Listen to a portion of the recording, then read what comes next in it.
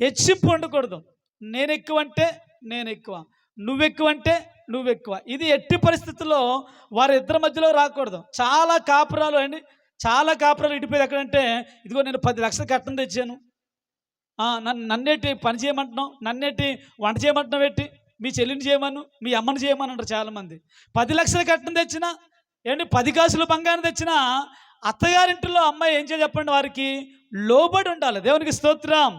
లోబడకపోతే కాపురాలు, చాలా కాపురాలు పాడైపోతున్నాయి. అందుకనే బైబిల్లో కూడా ఒక చక్కని మాట ఉంది, తనను తాను తగ్గించుకునేవాడు చెప్పాలి, తనను తాను తగ్గించుకునేవాడు, స్త్రీలు చెప్పాలి, హెచ్చింపబడును. దేవునికి స్తోత్రం.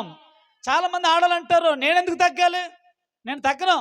మీ అమ్మ ఎన్ని మాటలు అంటుంది చూసావా, మీ అమ్మ నన్ను నొంకెట్టుకొని పిల్లిని తిడుతుంది, మీ అమ్మ నన్ను నొంకెట్టుకొని ఆ దారిని పోయి కుక్కని తిడుతుంది, నన్నే అంటుంది. భర్త అంటాడు, ఒరే నిన్ను కాదే ఊరికేమంటే, అసలు నేను ఎందుకు ఊరుకోవాలి, నేను ఎందుకు తగ్గాలి అంటారు చాలామంది. తగ్గకపోతే కాపురం పాడైపోతుంది. దేవునికి స్తోత్రం. కాబట్టి హెచ్చింపనే ఉండకూడదు, అంటే లోబడాలి. భార్య భర్తకి లోబడాలి.